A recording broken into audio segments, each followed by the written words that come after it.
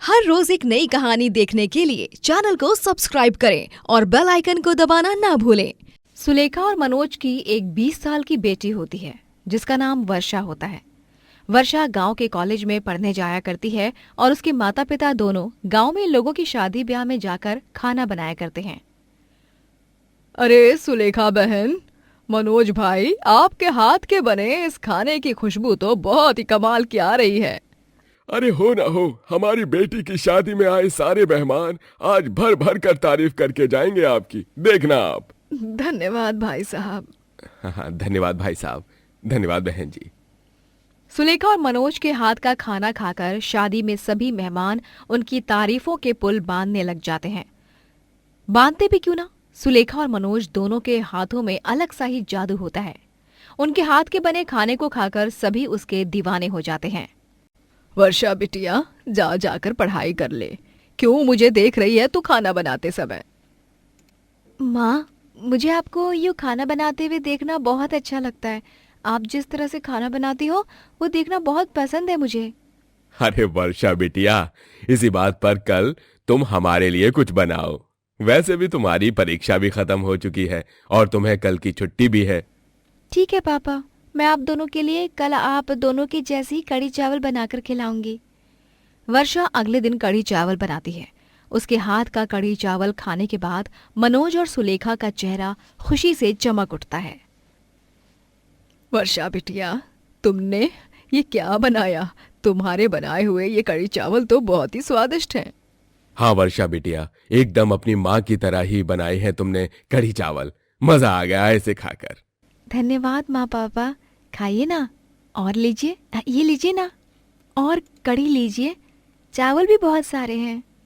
मनोज और सुलेखा ने अपनी बेटी वर्षा की पढ़ाई के लिए एक अमीर सेठ बलजीत से पैसे कर्ज लिए थे, लेकिन सही समय पर वो उसे वो पैसे चुका नहीं पाते, जिस कारण बलजीत बहुत गुस्सा हो जाता है। तुझे मैंने जरूरत के समय पर पैसे दिए थे, लेकिन तूने तूने क्या किया? लेते वक्त तो बड़ा वक्त पर आया था, लेकिन देने के वक्त पर तेरे हाथ पीछे क्यों हट गए हैं? अब बोल। बलजीत सेठ, मैं जानता हूं मेरी गलती है। मैंने आपसे वादा किया था कि मैं आपको आपके पैसे सही समय पर सूद समेत लौटा दूंगा, लेकिन मैं अपना वादा निभाने में असफल रह गया। बलजीत सेठ, हमें बस एक और महीने की मोहलत दे दीजिए। हम आपके सारे पैसे लौटा देंगे, ब्याज के साथ। बस एक महीना और। हाँ बलजीत सेठ, हम आपसे विनती करते हैं। नहीं, अब मुझे कुछ नहीं सुनना है। चलो, अब तुम दोनों को मेरे साथ चलना ही पड़ेगा। मेरे घर पर नौकर बनकर रहोगे तुम दोनों, मेरे पैरों तले। क्या? मनोज और सुलेखा को ना चाहते हुए भी बलजीत के घर पर नौकर बनकर रहना पड़ता है। जब वर्षा कॉलेज से घर लौटती है तब उसे पड़ोसन से पता चलता है कि उसके माता पिता को बलजीत ने अपने घर पर नौकर बनाकर रखा है। क्या?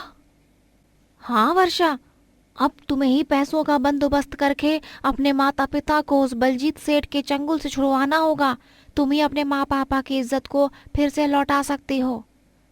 हाँ काकी, मैं अपने माँ और पापा को उस दुष्ट बलजीत सेठ के चंगुल से छुड़वा कर ही रहूंगी। वो दोनों मेरे माता पिता हैं और वो किसी के पैरों की धूल कभी नहीं बन सकते। मैं खूब मेहनत करूंगी और जल्द से जल्द पैसे इकट्ठा करके अपने माँ और पापा को वहां से मान सम्मान के साथ वापस लाऊंगी। वर्षा ठान लेती है कि वो कुछ न कुछ काम करेगी, लेकिन गांव में उसे कहीं भी कोई पार्ट टाइम जॉब नहीं मिलता। पड़ोसन उसे कढ़ी चावल बेचने की सलाह देते हैं। कढ़ी चावल? हाँ वर्षा, कढ़ी चावल। मैंने एक दिन तुम्हारे हाथ का बना कढ़ी चावल देखा था। सुलेखा बहन बता रही थी कि तुम तो हूबहू उन्हीं की तरह बनाया करती हो। हाँ, एकदम वैसा ही बनाया था। इसीलिए अब तुम कढ़ी चावल बेचना और देखना कितनी तरक्की होगी तुम्हारी। हाँ, लेकिन मैं कहाँ बेचूंगी कढ़ी चावल? मेरे पति अब इस दुनिया में नहीं रहे। उनकी ऑटो रिक्शा मेरे आंगन में वैसी ही पड़ी हुई है। तुम उस ऑटो रिक्शा को चला चला कर जगह जगह जाकर कढ़ी चावल बेच सकती हो। ठीक है काकी, धन्यवाद मुझे इतनी अच्छी सलाह देने के लिए, और साथ ही मुझे काका की ऑटो रिक्शा देकर मेरी मदद करने के लिए। अरे उसमें कौन सी बड़ी बात है बेटा, तुम भी तो मेरी बेटी जैसी ही हो। जाओ बेटी, अपने माँ और पापा के सम्मान को वापस लाना है तुम्हें। हाँ काकी। पड़ोसन के स्वर्गवासी पति की ऑटो रिक्शा चलाते हुए वर्षा अब कॉलेज के बाद कढ़ी चावल बेचने लगती है और जगह जगह जाकर कढ़ी चावल बेचने से उसकी खूब प्रगति होने लगती है। कढ़ी चावल ले लो, कढ़ी चावल, एक बार खाओगे तो दीवाने हो जाओगे। कढ़ी चावल, कढ़ी चावल, वर्षा का स्पेशल कढ़ी चावल। अरे वाह वाह वाह वाह, क्या बात है। ऐसी कढ़ी चावल तो आजकल के इस नए जमाने में मिलना बहुत ही मुश्किल है। अरे लगता है इनमें डाले हुए मसाले तुमने अपने हाथों से पीसे हैं। हाँ, तभी तो ये इतने स्वादिष्ट और मजेदार लग रहे हैं। मुझे और एक प्लेट कढ़ी चावल दे दो। जी जी, लीजिए ना, ये लीजिए। वर्षा ऐसे ही गांव की हर एक गली में ऑटो रिक्शा ले जाती है और कढ़ी चावल बेचती है और इस प्रकार वो बहुत अच्छे पैसे कमाने लगती है और उसने 15 से 20 दिनों में ही ढेर सारे पैसे जोड़ लिए होते हैं। मुझे तो यकीन ही नहीं हो रहा है कि मैंने 15 से 20 दिनों के समय में इतने सारे पैसे कमा लिए हैं, वो भी केवल कढ़ी चावल बेचकर। अब मैं इन पैसों से अपने माँ और पापा को उस मूर्ख बलजीत सेठ के चंगुल से आजाद कर दूंगी। कल सुबह ही मैं उसके घर जाऊंगी। वर्षा उन पैसों को एक कनस्तर में रख देती है और सो जाती है। ये सब एक चोर ने खिड़की से देख लिया होता है और वर्षा के सोने के बाद वो चोर छुप के वर्षा के घर में घुसता है और उस कनस्तर को चुरा ले जाता है। अगली सुबह जब वर्षा उठती है तब वो उस कनस्तर को गायब देख हैरान रह जाती है। ये क्या, मेरा कनस्तर? वो कनस्तर कहाँ चला गया जिसमें मैंने पैसे रखे थे? ये क्या, खिड़की रात में खुली थी? अरे नहीं, इसका मतलब मेरे पैसे किसी ने चोरी किए हैं। नहीं नहीं। वर्षा बहुत परेशान हो जाती है और उसका रोना निकल आता है। अब मैं क्या करूंगी? कैसे छुड़ाऊंगी अपने माँ पापा को बलजीत सेठ के घर से? तभी वहां पर अचानक से पड़ोसन आ जाती है। अरे क्या हुआ बिटिया, तुम रो क्यों रही हो? काकी, मेरा कनस्तर जिसमें मैंने सारे पैसे रखे थे वो चोरी हो चुका है। क्या? चलो बेटी, अभी पुलिस थाने चलो। हम दोनों वहां जाकर पुलिस कंप्लेन करेंगे और फिर तुम्हें तुम्हारे पैसे वापस मिल जाएंगे। हाँ काकी, पुलिस चोर को जरूर पकड़ लेगी। वर्षा और पड़ोसन घर के बाहर निकल ही रहे होते हैं कि तभी वहां पर एक अमीर आदमी आकर वर्षा को पूरे 300 लोगों के कढ़ी चावल का ऑर्डर देता है। आश्रम में मुझे कढ़ी चावल देने हैं। सुना है इस गांव के सबसे बढ़िया कढ़ी चावल बनाती हो तुम। पूरे 300 लोगों का कढ़ी चावल? अरे वाह, इसका मतलब तुम्हारे 15 दिन की मेहनत, जितने पैसे ही मिलेंगे तुम्हें इस ऑर्डर से। अब जो हुआ सो हुआ, चोर पैसे चुरा कर ले गया, लेकिन तुम्हें दुखी होकर अपनी हिम्मत नहीं हारनी है और अब जो नया मौका मिला है उसका पूरा लाभ उठाकर अपना काम अच्छे से करना है। हाँ काकी। पड़ोसन भी उस दिन वर्षा की मदद करती है और वर्षा समय पर वो ऑर्डर पूरा करके कमाए हुए पैसों से अपने माँ पापा को बलजीत सेठ के चंगुल से आजाद करती है। कुछ दिनों बाद गांव की पुलिस उस चोर को भी पकड़ लेती है और वर्षा को वो पैसे भी वापस मिल जाते हैं। वर्षा अपनी पढ़ाई के साथ साथ कढ़ी चावल बेचना जारी रखती है और खूब तरक्की करती है। कॉलेज में पढ़ने वाली आंचल अपनी सौतेली माँ उर्मिला और सौतेले भाई चिराग के साथ रहती है। उसके पिता ने उसकी सगी माँ की मृत्यु के बाद उर्मिला से शादी की, जिसे पहले से ही एक बेटा था, और फिर कुछ सालों बाद एक एक्सीडेंट में आंचल के पिता की भी मौत हो गई और फिर उर्मिला ने उसकी सारी जायदाद अपने नाम कर ली। उर्मिला आंचल संग बहुत बुरी तरह पेश आती। अरे ओ कल मुही करमजली कहीं की, जल्दी जल्दी हाथ चला और मेरे बेटे के लिए खाना बना। अगर वक्त पर खाना नहीं बन पाया तो तुझे मैं अगले 10 दिनों तक भूखी और प्यासी रखूंगी, समझ गई तू? ठीक है माँ। माँ मत कह मुझे, मैं तेरी माँ नहीं, सिर्फ अपने चीरू की माँ हूँ। उर्मिला आंचल से कभी सीधे मुंह बात नहीं करती। बेचारी आंचल दिन रात बस काम ही करती रहती है और उसे पढ़ाई करने के लिए 1 मिनट तक नहीं मिलता है। वो कॉलेज में एक दिन स्प्रिंग रोल्स बनाकर ले जाती है, जिसे खाकर उसकी सहेलियां बहुत खुश हो जाती हैं और उन्हें वो स्प्रिंग रोल्स खूब पसंद आते हैं। वाह यार आंचल, ये स्प्रिंग रोल्स तो एकदम माइंड ब्लोइंग है, वेरी टेस्टी। इतने यमी स्प्रिंग रोल्स तो मैंने कहीं नहीं खाए हैं। इसे तूने बहुत ही अच्छी तरह से बनाया है आंचल। तू ये स्प्रिंग रोल्स रोज लाया करना। Thank you. आंचल के हाथ के बने स्प्रिंग रोल्स उर्मिला और चिराग को भी बहुत पसंद होते हैं, लेकिन वो कभी उसकी तारीफ नहीं करते। चिराग और आंचल दोनों एक ही क्लास में पढ़ते हैं और जब आंचल एग्जाम में फर्स्ट आती है और चिराग सेकंड आता है, तभी चिराग को आंचल पर बहुत गुस्सा आता है। उसके दोस्त उसे खूब चिढ़ाते हैं। क्या यार चिराग, सेकंड आकर भी तेरा कोई फायदा नहीं हुआ, क्योंकि तुझसे आगे तो तेरी सौतेली बहन निकल गई। तू तो लूजर निकला चिराग, क्योंकि तेरी बहन ने ही तुझे मात दे दी। घर जाकर माँ आज उस आंचल की वजह से मेरी इतनी बेइज्जती हुई। मैं बस 2 मार्क्स से पीछे रह गया। आंचल हर बार मेरे रास्ते का कांटा बनती है और मुझसे आगे निकल जाती है। उसका कुछ तो करो माँ, वरना मैं ही कुछ कर दूंगा। तू फिक्र मत कर बेटा, तू जाकर और मेहनत कर, क्योंकि अब वो नासपिटी कॉलेज कैसे जाती है वो मैं देखती हूँ। नहीं, उसकी दोनों टांगे तोड़कर उसके हाथ में दे दिए ना, तो मेरा नाम भी उर्मिला नहीं। उर्मिला आंचल का कॉलेज जाना बंद कर देती है और उसे घर पर ही कैद कर कर रखती है और सारे घर के काम करवाती है। उर्मिला जी मैं आपके सामने हाथ जोड़ती हूँ, प्लीज मुझे कॉलेज जाने दीजिए। मुझे पढ़ाई करनी है, मुझे पढ़ लिख कर बहुत आगे जाना है और अपने स्वर्गवासी माता पिता का नाम रोशन करना है। अरे चुप, तेरी पढ़ाई गई तेल लेने। चुपचाप सारे बर्तन घिस और उसके बाद मुझे गर्मा गर्म पनीर के पकौड़े और इमली की चटनी बना कर दे, वरना आज तुझे इतना मारूंगी कि तू अगले 15 दिन तक अपना मुंह नहीं खोल पाएगी। आंचल खूब रोती है। उसे उसके सारे सपने छिन चुके थे और उसे ना चाहते हुए भी उर्मिला की कैद में रहना पड़ता है।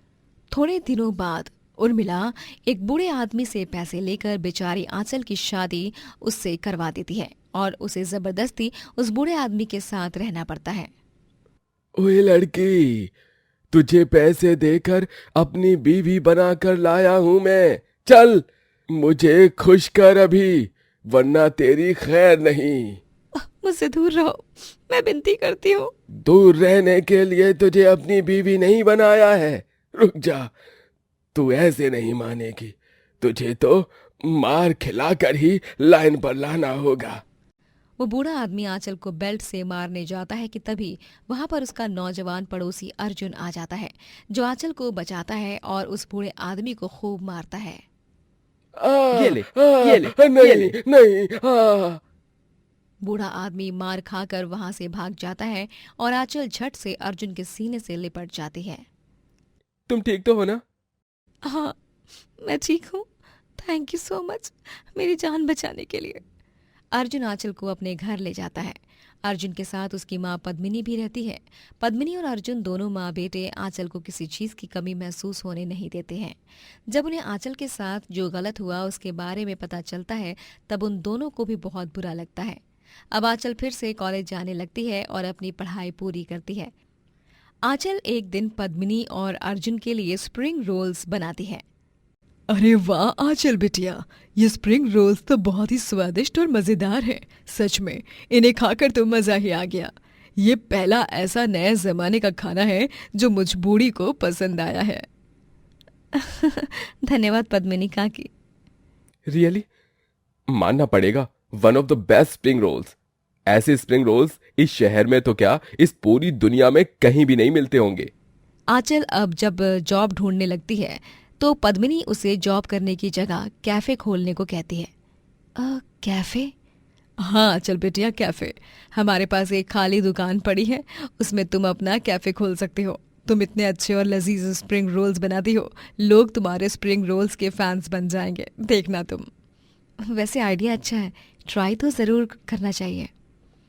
और इसी के साथ पद्मिनी की बात मानकर आंचल अपना नया कैफे खोलती है और वहां पर वो ढेर सारे तरह तरह के स्प्रिंग रोल्स भी बेचती है। और कुछ ही दिनों में उसके कैफे के बाहर स्प्रिंग रोल्स खरीदने के लिए लोगों की लंबी लाइन लग जाती है। अरे मुझे एक प्लेट वेज पोटैटो और चिकन स्प्रिंग रोल दे दो। आपके यहाँ के रोल्स बहुत मशहूर हैं पूरे टाउन में। इतने बढ़िया स्प्रिंग रोल तो सच में मुश्किल से ही मिलते हैं Anchal. You are the best. आहा, इतने बढ़िया स्प्रिंग रोल्स तो सच में मुश्किल से ही मिलते हैं। Anchal, you are the best. आंचल का कैफे बहुत ही कम समय में सफलता की सीढ़ी चढ़ने लगता है, जिस वजह से वो अब आगे जॉब करने का फैसला रद्द करके अपने कैफे के बिजनेस को ही आगे ले जाना सही समझती है। वो कैफे में मेहनत करके ढेर सारे पैसे कमाती है और कुछ ही महीनों में वो अपने और 3 कैफेज खोलती है और शहर में आंचल के कैफे के स्प्रिंग रोल्स हर जगह फेमस हो जाते हैं। अर्जुन, पद्मिनी काकी, आप दोनों को दिल से थैंक यू, क्योंकि आज मैं जहाँ पर भी हूँ वो सब सिर्फ और सिर्फ आप दोनों की बदौलत हो। नहीं आंचल, स्प्रिंग रोल बनाना हम नहीं तुम जानती हो, सो सारा क्रेडिट तुम्हें ही मिलना चाहिए। तुम कमाल हो आंचल, कमाल। आंचल और अर्जुन गुजरते समय के साथ एक दूसरे से प्यार करने लगते हैं और आगे जाकर एक दूसरे के संग शादी भी कर लेते हैं। कुछ सालों बाद अचानक से एक दिन जब रात को आंचल अपने कैफे बंद करके जा रही होती है, तभी वहां पर एक बूढ़ी भिखारन आती है जिसका हुलिया काफी खराब हो चुका है और वो भूख के मारे तड़प रही होती है। वो और कोई नहीं बल्कि आंचल की सौतेली माँ उर्मिला ही होती है। आंचल बूढ़ी उर्मिला को देखकर भावुक हो जाती है और उसे देखकर वो तुरंत उसे अपने सीने से लगा लेती है। उर्मिला जी, आप? भगवान के लिए मुझे बचे हुए स्प्रिंग रोल्स दे देती बेटी। मैंने हमेशा से ही तेरे साथ गलत किया, शायद उसी की सजा भुगत रही हूँ आज। उर्मिला जी नहीं, तू मुझे अपनी माँ कह सकती है बेटी, तू मेरी ही बच्ची है। बहुत देर हो गई बेटी, अब जीवन के अंतिम पड़ाव पर तेरी अहमियत समझ आ रही है मुझे। ऐसी बातें मत कीजिए माँ। चीरू ने मुझे अपनी बीवी के आने के बाद घर से बाहर निकाल दिया और विदेश चला गया। अब मेरा यहाँ कोई नहीं रहा। नहीं माँ, मैं हूं ना आपके लिए, आपकी बेटी। आइए, मैं आज आपको अपने हाथों से खाना खिलाऊंगी। आओ माँ। आंचल उर्मिला को अपने कैफे ले जाकर अपने हाथों से स्प्रिंग रोल्स खिलाती है और उस दिन के बाद से उर्मिला आंचल के साथ ही रहने लगती है और वो सभी खुशी खुशी जीवन बिताने लगते हैं। दोस्तों, अगर आपको ये कहानी पसंद आई तो लाइक करें, शेयर करें और कमेंट करके बताएं कि कहानी में आपको सबसे अच्छा क्या लगा।